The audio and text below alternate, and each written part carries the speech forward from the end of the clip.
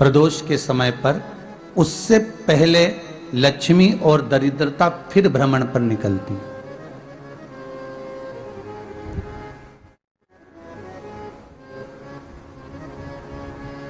शिव भ्रमण कर कर जब वापिस आ जाते हैं, हिंदू धर्म में पीपल के वृक्ष की जो गणना वराह पुराण में करी गई है, 4 बजे से 7 बजे तक शिव के भ्रमण का समय बताया है शाम को। तो 7 बजे से लेकर फिर रात्रि 9 बजे तक लक्ष्मी और दरिद्रता फिर भ्रमण पर जाती है। इनका एक समय निश्चित है महाराज। भ्रमण कर कर आ जाना। अब इस बीच में जब लक्ष्मी और दरिद्रता दोनों निकल कर जा रही हैं, तो दोनों एक भाव रख कर जाती हैं कि आज हमको कहां प्रवेश करना।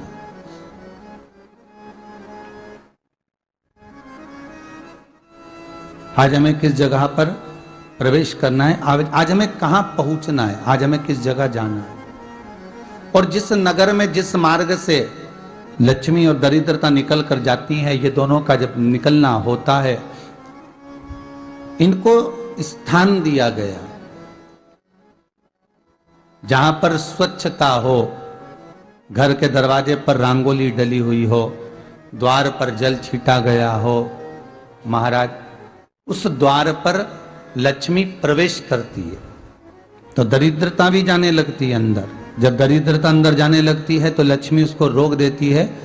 पहले मैं देखकर आती हूं कि तेरे लिए स्थान है कि नहीं, तू यहां रुक।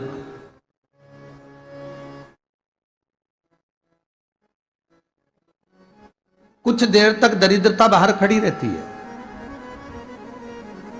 और लक्ष्मी जी की बड़ी बहन जब दरिद्रता बार बार अंदर जाने का प्रयास करती है तो लक्ष्मी जी कहती हैं, जी तू इतनी बड़ी होकर तुझे मालूम है, तू तेरा सम्मान होना चाहिए, आदर होना चाहिए, और तू अंदर चली जाए और कोई तेरा सम्मान ना करे तो कितना बुरा लगेगा, इसलिए तू बाहर खड़ी रहे, मैं अभी आई।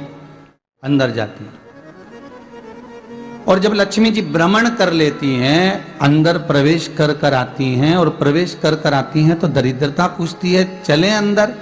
तो लक्ष्मी जी कहती हैं, तुझे मालूम नहीं है क्या जी कि जिस घर में मैं प्रवेश कर जाती हूं उस घर में फिर दरिद्रता नहीं जा सकती, क्योंकि यह तेरा वचन था, यह तेरा वचन था। अपन दोनों का जब मंगल विवाह हुआ था, मेरा विवाह जब नारायण के साथ में हुआ और तुम्हारा विवाह जब दुस्साह मुनि के साथ हुआ, दरिद्रता का विवाह दुस्साह मुनि के साथ हुआ।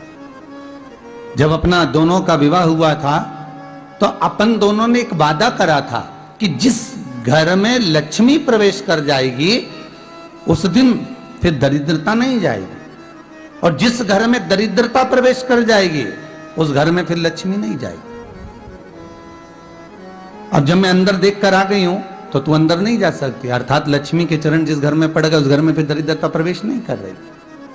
चलते चलते फिर दरिद्रता ने देखा और लक्ष्मी जी इसको लेकर गई और लक्ष्मी जी ने देखा कि इसके दरवाजे पर जल नहीं छीटा गया, इसके दरवाजे पर ना रंगोली डली है, इसका द्वार साफ नहीं हुआ है,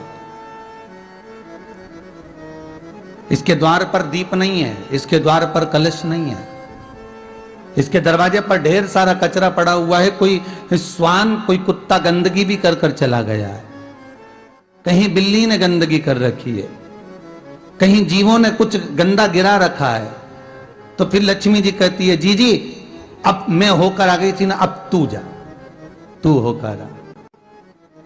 और दरिद्रता प्रवेश करती है तो अंदर जाकर क्या देखती है दरिद्रता कि इतनी सवेरे से मैं घूमने इनके दरवाजे पर आई और ये तो सब चादर तान के चकाचक गुर्राटा भर भर कर सो रहे हैं। तो दरिद्रता कह देती है, तुम्हारा भाग्य ही बेकार है, तुम्हें क्या करूं, तुम ऐसे ही सोते रहो। और दरिद्रता गुस्से में बाहर निकल कर आती है, लक्ष्मी से कहती है, लक्ष्मी तू इसके घर में जाना ही मत ही। तो दरिद्रता को कहती है, जी तेरी बात नहीं मानूंगी क्या मैं? लक्ष्मी जी बोली, मैं तेरी बात नहीं मानूंगी, बिल्कुल नहीं जाऊंगी इसके घर में, तू चिंता मत कर, चल आगे चले। फिर आगे बढ़े। ये लक्ष्मी और दरिद्रता का प्रवेश है। आपके घर का द्वार आपके घर का दरवाजा। फिर निवेदन करूंगा एक बहुत सुंदर बात, हमें महाराष्ट्र से सीखना चाहिए, हमें साउथ से सीखना चाहिए, दक्षिण से। जिस समय पर भक्ति देवी यमुना जी के घाट पर रो रही थी अपने पुत्र ज्ञान और वैराग्य को गोदी में लेकर, समय देवऋषि नारद ने एक प्रश्न किया था कि तुम कहां पर पोषित हुई हो, तुम्हें ऊर्जा कहां से प्राप्त हुई? तो कहा मैं गुजरात से तो चली हूं। और वहां से चलती चलती भक्ति देवी कहती है मैं बहुत दुखी होकर, बूढ़ी होकर, द्रवित होकर, बड़ी दुख में वहां से चलते चलते जब मैं महाराष्ट्र में पहुंची तो मैंने वहां जाकर देखा कि वहां पर लोग हर पल हर घड़ी ब्रह्म मुहूर्त में उठकर स्मरण करते हैं, नाम जाप करते हैं और दरवाजे पर जल छीट कर रंगोली डालते हैं। तो कह रही है कि वहां पर मैं थोड़ी अवस्थावान होने लगी, वहां मुझे अच्छा लगने लगा। फिर जब मैं और आगे पड़ी, दक्षिण में जब पहुंची, वहां पर जाकर मैंने देखा कि सुबह से उठकर मंगलाचरण, मंगला स्तोत्र और वेदों की ध्वनि होने लगी। वहां पर मैं और आनंदित हो गई।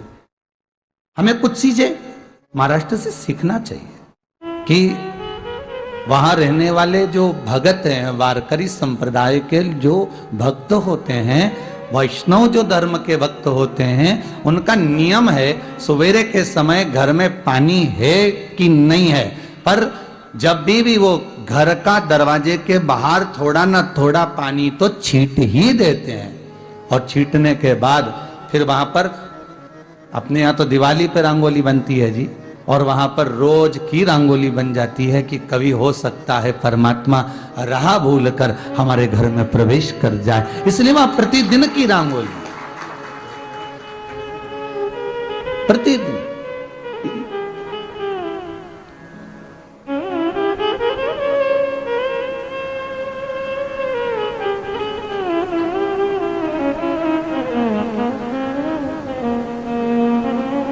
हमें सीखना चाहिए थोड़ा सा। आज के जमाने में तो बहू अपने कमरे की झाड़ू लगा ले, वो ही बहुत बड़ी बात है। हो खड़ी खड़ी बहू ये देखती रहेगी कि नौकरानी सही से झाड़ू लगा रही, वहां से लगा के लाओ, इधर से हेड के ले जाओ, वहां से कचरा सोरो, वहां से पोछा लगाओ। खड़ी रहेगी, उंगली से बताती रहेगी, पर इतना नहीं बनेगा कि सेविका से, नौकरानी से, दासी से कह दे कि तू मम्मी पापा के कमरे की लगा ले, मैं मेरे कमरे की लगा लूंगी, तू जा उधर। थोड़ा दया का भाव अगर होता तो उसके मन में भी आता कि मेरी बड़ी सेठानी तो अपनी जगह पर है, पर छोटी तो सेठानी की भी बड़ी सेठानी है जो मुझ पर करुणा करती रहती है। पर बड़ी तो कहे कि बेटा रहने दे, तू उधर ले जा, जब भाभी के कमरे में देख ले जा, उसके बच्चों का बड़ा फैलारा रहता ना, तो उधर देख ले जा, तो जरा उधर मां उधर भेज रही है।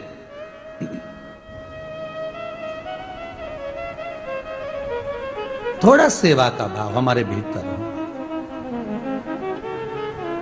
और एक निवेदन तो हमेशा करा है और अब आज भी करता हूं, पूरे घर की सफाई करवाओ, पूरे घर में तुम पोछा झाड़ू जो चाहे करवाओ, मना नहीं है।